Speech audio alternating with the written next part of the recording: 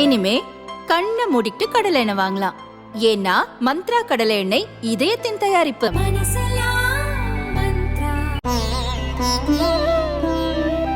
தினம்தோறும் விளக்கேற்ற நல்ல எண்ணெய் இதயம் நல்லெண்ணெய்.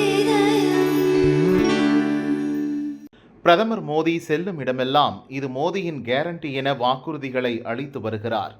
அவர் வழியில் டெல்லி முதல்வர் கெஜ்ரிவாலும் நாட்டு மக்களுக்கு 10 கேரண்டிகளை அறிவித்தார். ஏழைகளுக்கு 200 யூனிட் மின்சாரம், இலவச கல்வி, அரசு ஹாஸ்பிட்டலில் தரமான சிகிச்சை, 2 கோடி பேருக்கு வேலை, விவசாய பொருட்களுக்கு நியாயமான விலை, ஊழல் ஒழிப்பு உள்ளிட்டவை கெஜ்ரிவால் கேரண்டிகளில் சில. நீங்கள் இந்தியா கூட்டணியின் பிரதமர் வேட்பாளரா? எப்படி இந்த கேரண்டிகளை நிறைவேற்றுவீர்கள் என்ற கேள்விக்கு நான் பிரதமர் வேட்பாளர் இல்லை என சட்டென பதிலளித்தார். இந்தியா கூட்டணி கட்சிகளுடன் 10 கேரண்டிகள் பற்றி நான் பேசவில்லை. ஆனால் எதிர்க்கட்சிகள் ஆட்சி அமைத்தால் எனது கேரண்டிகள் நிறைவேற்றப்படும்.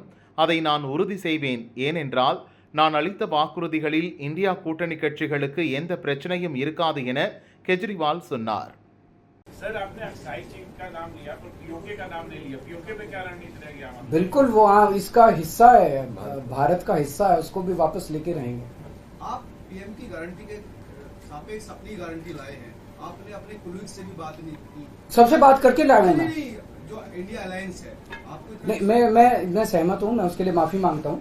मैं इंडिया अलायंस के सभी पार्टनर से, क्योंकि समय कम था, चुनाव आधा बीत चुका है, मैं माफी मांगता हूं उनसे.